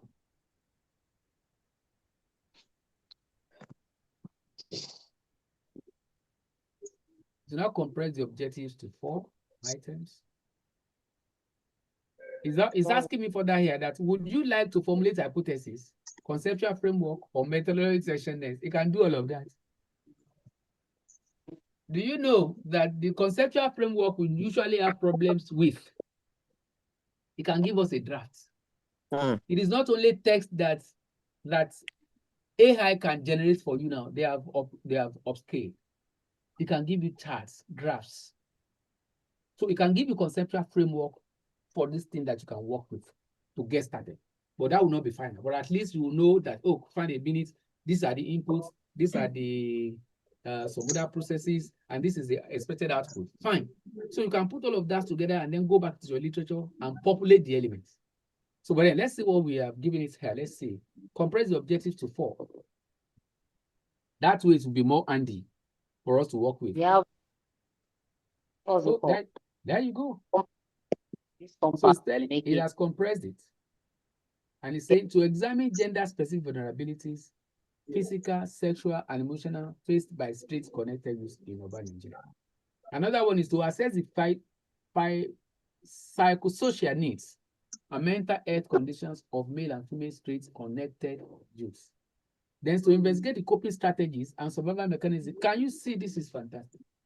So you can copy this one and edit it to your taste. Don't just do copy and paste like I've warned. Some of us just copy this one and just run with it. No. Hello, sir. Yes, I'm with you. I'm sorry to butt in, sir. I would advise that other participants should mute their microphone. They're actually, interfering with your lectures. I want you to emphasize that. Can we do that? Can we do that? Only unmute when you want to comment, when you want to ask questions. You are free to stop me at any time. Please. Thank you very much. To stop me at any time and ask your questions. So this is what we have here. This is what we have here. He's now asking me further here, will you like me to generate hypothesis for you or conceptual framework? If I say generate hypothesis, it will generate hypothesis coming from these research objectives. It can also generate conceptual framework. Let us say that, okay, generate research framework, generate the framework.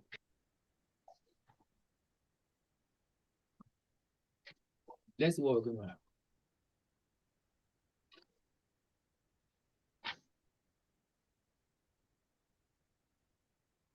It's giving us text framework, which is good.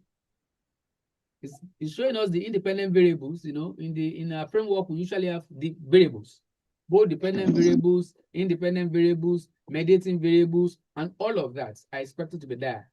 And then the output variable is also the dependent variable. You know, it's giving us that, okay, one of the variables of the independent variable is gender, which is going to be measured. It's even putting the measures. This is interesting. Male and female, dichotomous. Gender is going to be measured in a dichotomous variable, male and female. Street exposure will involve duration on the streets, and then types of street activity, living arrangements. You can see this is fantastic. Family and socio-economic background is another one, which all of these small ones will be elements under. And then these are mediating variables: access to support, coping strategies, social support network, and then the dependent variable, physical abuse, sexual exploitation, and all of that. Now, these are some of the conceptual framework. It's now telling us that you can do this visual summary by copying these and all of that, but I will just ask it to do a visual summary for me. Put this in. Put this in a visual summary. Okay, I want you to show like the framework, visual framework. Let me say visual framework. Put this in visual framework. Eniola Ogundipe, can you please mute your microphone? Mute your microphone.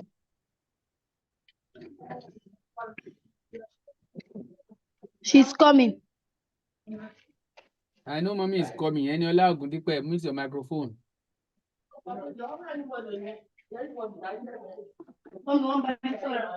You're saying, okay, you want me to mute you? I'll do that.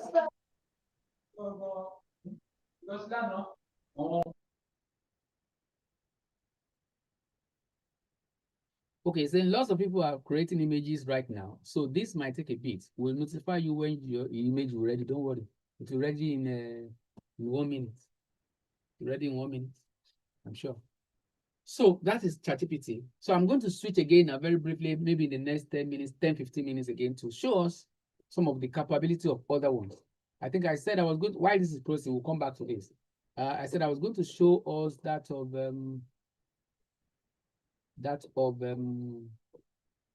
yes, the lit map. Let me quickly stop that. Okay, I don't want to stop it. I want us to see the output before I stop it. And then okay, I can always come back. I can always come back. Okay, so this is, yeah. Can you see my screen?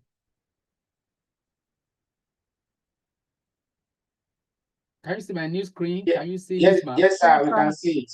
Thank you. That is list map for you. What I did here was to just search for things that relates to my study. And it brought a paper. I clicked on that paper, and it also linked it with other related papers and showed me the link on the map here. And that's what literature map will do for, is mapping literatures that are relevant to the initial one that I searched for. I don't know what site 2023 is, because I've not searched for it. I do not know it. But the lists are already there in this panel, in this pane. It has also brought I think the first one I searched for that I clicked on was maltreatment 2025, something like this.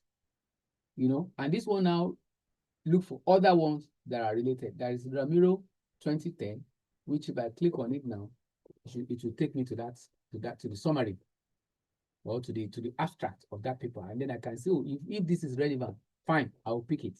I can get the PDF here. You know, I can note whatever they are written here. I can also look for another one. Oh, this is Teacher 2005, which will just bring me here. I can read this. If I'm happy with this, I can download the PDF here if it's available.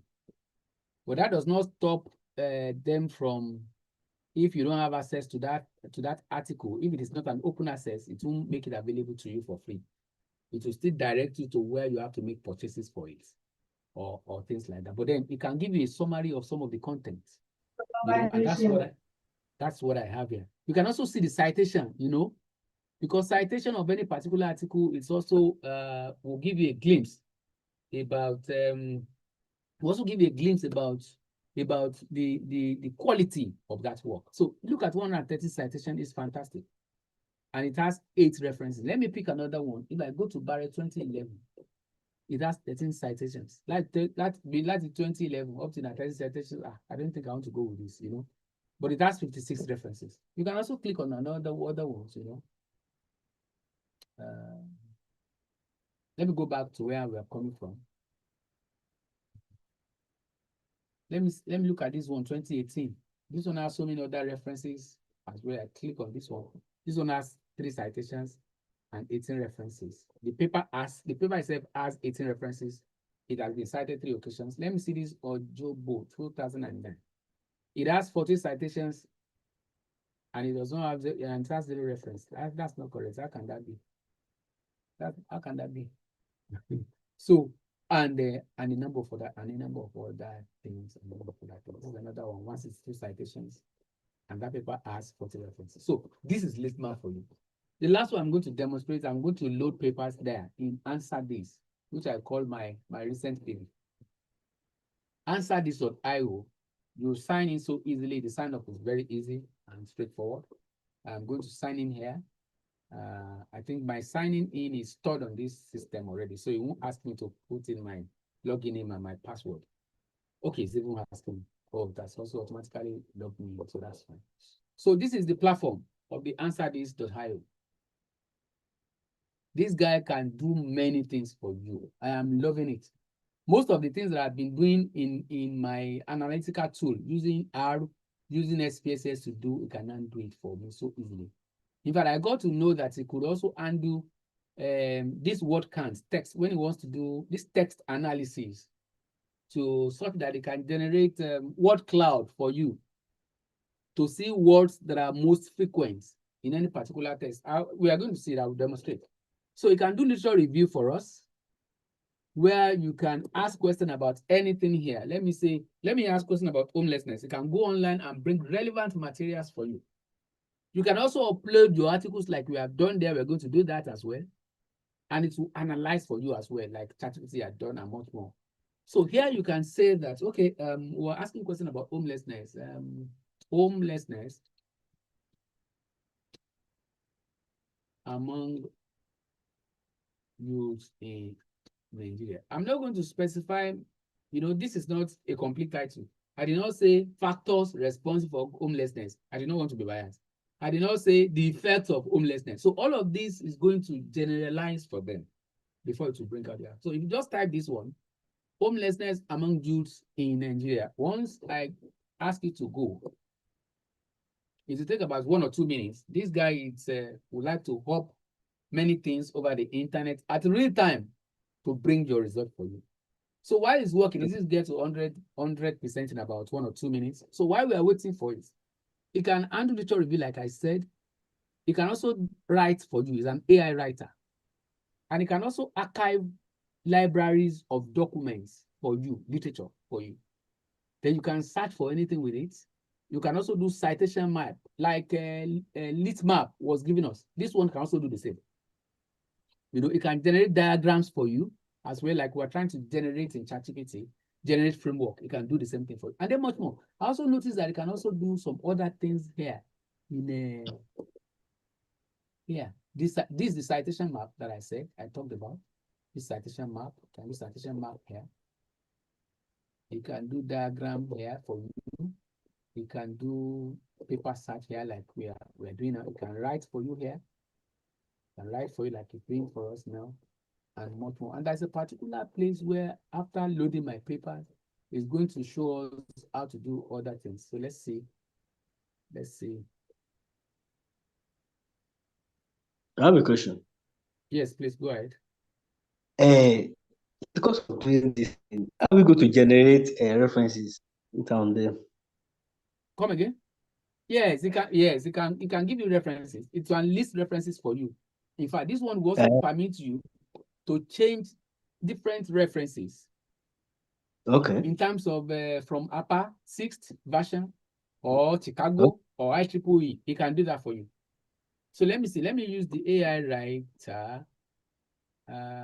Let me say. Let me still stay here. Let me say.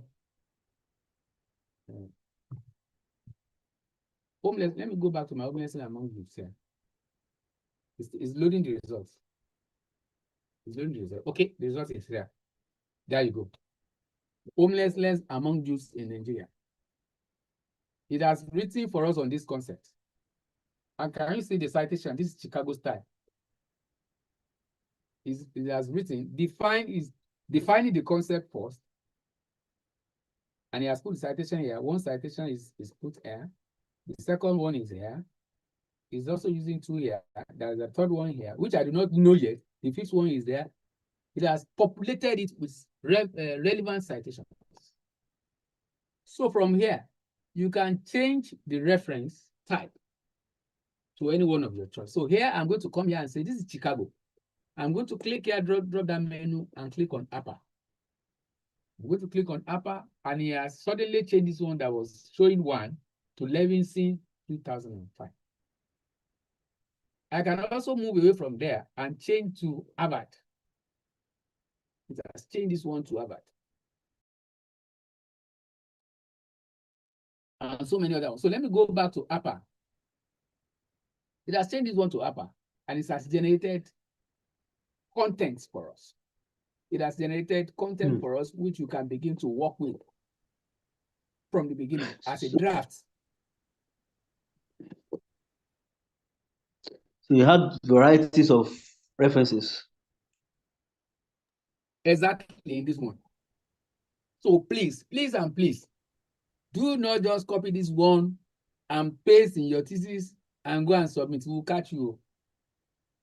Just use this as a draft.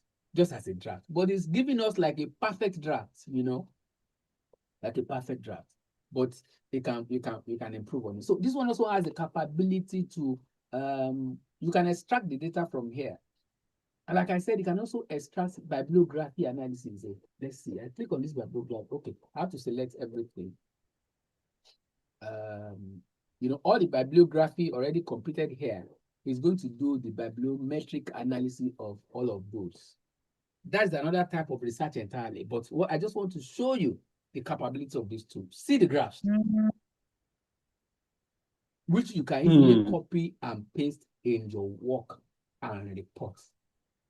This answer it depends on data uploaded. Exactly. You know, look at this. This is bibliography that you will spend days, weeks on to achieve. It's telling us the publication year for all the publications it has used. 2023, we only have one. 2020, between 2023 and 2014, there are some that exist. 2005 one. This one has the highest, you know, 2014 and all of that. This is can be copied and pasted into your article and report. You know, this citation by year, as it has been cited, you know, by year. Citation for each of those articles by year. So this one has the highest citation ever, which is 59.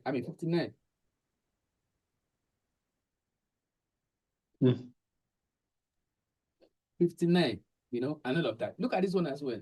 Publication and citation by year, you know, plotting line graph. I can also show you it has done much more. See this one as well. See word cloud. From the same output. This is word cloud. This is talking about the number of words, how the number of occurrence of that word in the citations. So it shows that Word cloud. Word cloud, no, exactly. I see word cloud. Exactly. This is what we ordinarily use R for, Python for to generate, and it has just done it without. In fact, this will be handy for anybody that wants to do systematic review or scoping review anyway. Scoping review to just see the generality of that literature that you have compiled. You know, maybe 10 documents you want to talk on, or 20 documents. You just bring them in here, and you can see the word cloud. What is the most relevant word? Nigeria is most prevalent according to this one. followed by implications, followed by youth, followed by challenges, followed by homelessness, followed by government and all of that, you know. And so many things. You can apparently edit it here and remove some words. This is another one. Common words in the publication abstract. This is talking about common words in publication titles alone. This is considering the abstract. Now the abstract, what is the most prevalent? It shows that crime is most prevalent. So in a way, it's giving us a glimpse that among homelessness in Nigeria, among youths, crime is prevalent. Can you see that? This is what this guy is telling us. You know, then and a few other things. They're also talking about social activities. You know, also talking about street boys, street guys. Then the role of government may not be there. Government needs to do something. This is what this is telling us. And a number of other things. Can you also see for the analysis that this guy has provided for us? See for the analysis that we also have here. You know, so answer this does come is fantastic. So you can also willingly plug in your articles. This is where you can upload your articles. I click here, I come to lecture review. I click here to upload my article. I want to upload my article. So you can come here. You can drop the article here, copy, carry it from your folder and paste it here. Or you can also navigate by browsing to that particular article. So this is the same folder I was working with. So I'm going to pick those two as well and attach them. They're already attached there as it is. And it's waiting for your query based on what you have attached. What do you want to do? So there I'll just, okay, fine. Identify research gap. But let me see, summarize the articles. Summarize the articles for me and highlight the key gaps, if you like. It's going to summarize and it's also going to highlight the key articles. So let's see. It's trying to synthesize it. It's trying to put it together. Don't worry, we'll finish in the next in less than 10 minutes, so that means we'll have spent like 2 hours, and that we should be fine. So the next 4 minutes thereabouts, I will give you space for questions, and then we can call it a day. So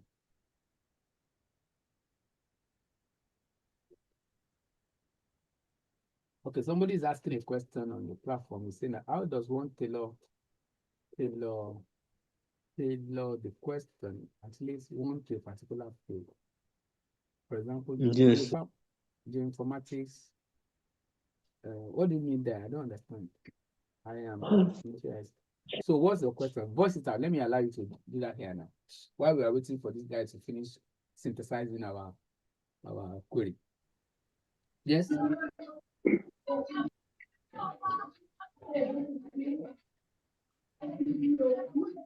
If you are the owner of this question, speak to it now. Tony Ola Yeah. Good morning, sir. Good morning. Good morning, sir. Good morning. Yes, sir. About the research question, Okay. I want to ask, how does one tailor the question for a particular field? For example, to geospatial, geomatics, media and remote sensing. Okay. So, when we prompt the AI to give us the question, it does give us all the questions like that, and you like to tailor it to your own particular field. Yes. So that's what I'm asking, sir. No, it's not hard. What I have done, the demonstration of what I have done, I have used a particular domain. The same approach I have used in this domain is the same approach that will be used in healthcare. Do you get it? It's the same approach that we use in your GIS. So it's the same approach. You are the one, you have the keywords in your discipline. You know what you are talking about in your discipline. I may not have much information, but even though I have an idea about, I do geospatial analysis of data anyway. So I have some few information about that. All these shape files and all of that, I work with them using my R. So I do spatial analysis. So I have a few information about some of the things that they do in geoinformatics and remote sensing. So you will just use the keywords that are relevant to you, relevant to the work you want to work on. Do you get? Does that satisfy your curiosity? Yes, sir. Yes, sir. Okay. That's fine. So in the next 2 minutes as well, I'm going to allow the floor to ask other people. So it has brought it. Summary of homelessness articles and key gaps. Here we go. It has brought it. This is what we have here. It has summarized everything here. This is summary here. This is summary here. And it also put the, what do we call it? References as well. The references as well. Let me see. Okay.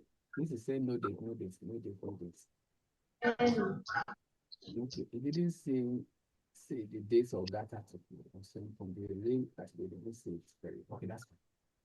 So it has brought it here. This is what we have here. The link between homelessness and COVID-19. And you can see that it's not hallucinating. It's not talking about articles that are just online. It's talking about the particular article that we have uploaded. Global National Prevalence of Homelessness. It's just talking about it. It's talking about it.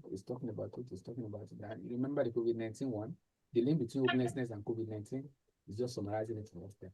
So factors connected to homelessness, poverty and economic factors and all of that, itemizing them.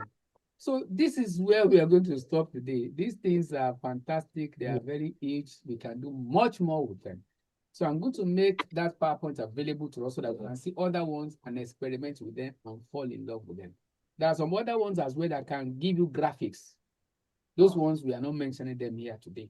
But at least we have seen those that can generate text for you, that can synthesize text for you, that can assist you in brainstorming, that can assist you in fishing out, in identifying research gaps, and all of that. So that can also do a kind of a scoping for you. Like Answer This was trying to give us a mapping of the context or the content of the articles that we uploaded, that you can see at a glance and know what is likely to be happening in that particular area of subject, area of study. That way as well, you can identify the gaps.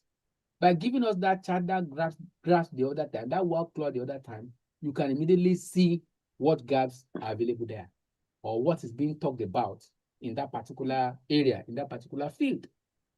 So this is interesting. If you were to be doing this manually, I'm sure what this guide is giving us within that short time that we have spent, what we are able to achieve and what you can also achieve when you sit down by yourself will be much more than what you can do manually in 1 year. So this way, if I even had my way, I would suggest to the provost that let's just minimize PhD to 2 years, because you already have tools to assist you to do your work to an extent, to facilitate it, to augment your work. But even at that, most people will still delay. They will still not finish their work in record time. I was telling the people that I was teaching the other day that so many things may have to suffer when you are doing your PhD. That's why when you bag your PhD, it is not just all about you. It is the cooperation of your families as well that made you to succeed. Because some of the time when you are supposed to be in bed, you are awake working.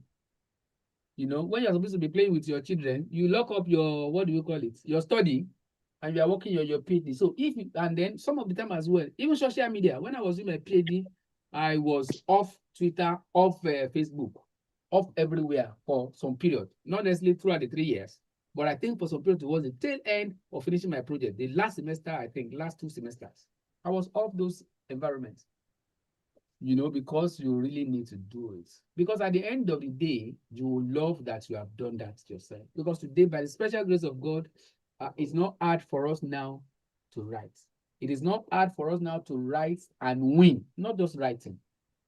Because when there is a call for proposal, you are not writing because you just want to participate. You are writing because you want to win.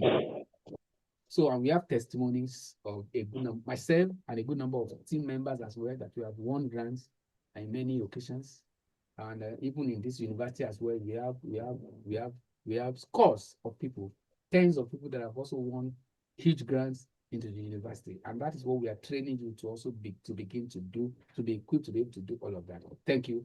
This is where I'm going to stop. So if you have people that have 1 or 2 questions, please raise it, and then we can trash it. I'll be fine for the day. Unmute and speak. Hello, sir. Yeah, I'm with you. Excuse me, you want to have a maybe in the course of doing this, you need to meet and crossroad. I want to learn 1 or 2 things. How can we have a contact with you? Okay, my contact is in the PowerPoint. My email, what do we call it now? My phone number is there, which is my WhatsApp. It's also there, and a few other things as well. And then if you're not far away from my YouTube channel, what will it cost you to subscribe? If you subscribe, if I post any, because this is what I do all the time. If I post any useful video as well, you'll be the first to see it. Subscribe and then push on the notification button. Also try to share with your friends as well. So if you do that and I post any video, it will alert you. Dr. Agumbiade. Okay, is my prof on board? Professor Agumbiade, please. I'm Dr. Auleye. My name is Auleye. My name is Mike Auleye.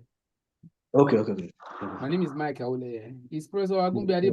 Agumbiade is my boss. He's the one that asked me to do this. He's one of the professors coordinating our cluster that asked me to be part of them to deliver this lecture today. So I don't know whether Prof is on board to just say hello to us. Okay, Prof, sir. Okay, he's not here today. So do we have 1 or 2 more persons that would like to say 1 or 2 things, question, or you have a comment or something like that? You are free to do that now.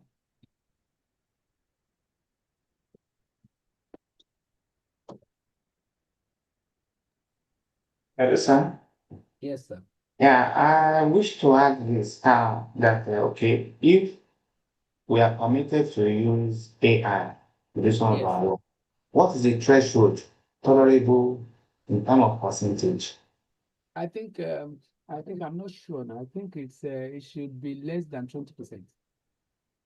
Okay, I'm aware Turnitin is 20% or less. Yes. Less than what?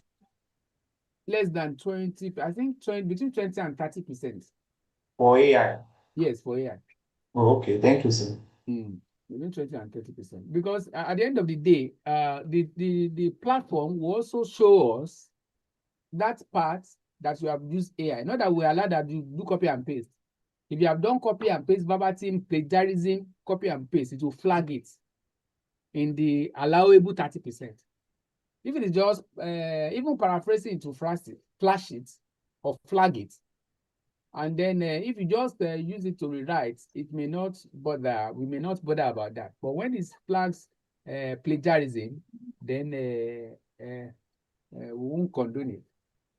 We won't condone. Me, when I do any work, even articles I want to send out, I don't do plagiarism check. I don't, because those people at the other end will carry out that search. They will do it. They will plug it there. For me, I'm confident because when I'm reporting, I type very fast. And then when I ask ChatGPT or any AI to do anything for me, when I get it back on my system, I will use my own intuition to put it right. So that's what I'm trying to encourage us. Let's try as much as possible, not just to do button, copy, paste, and you just go. Don't be too lazy. Yeah, that's the word.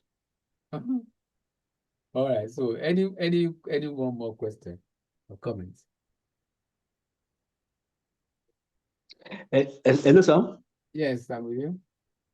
If you want to get this thing from a thesis, maybe through the use of AI, like using upper references or something.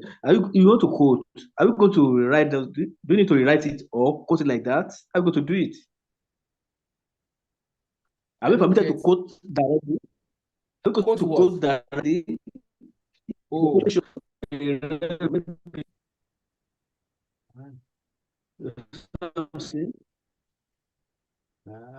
are not that audible. That was a break.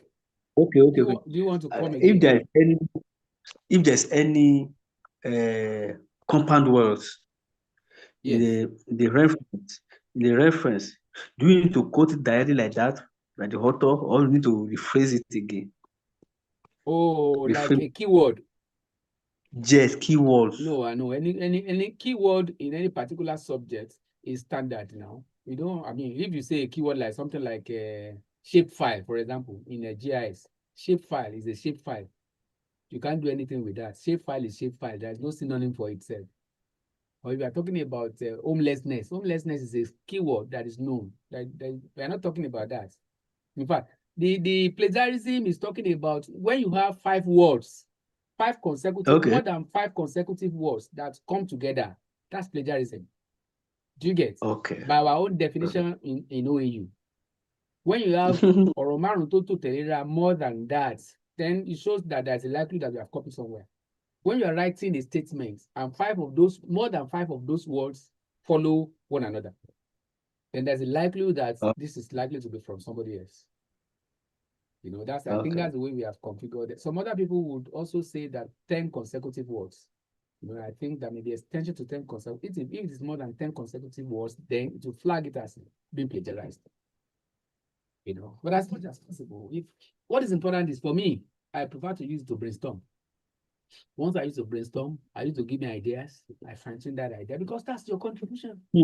So you spend less time to do the work. And the best time for you is now. Don't wait until the time you want to begin to go for your qualifying.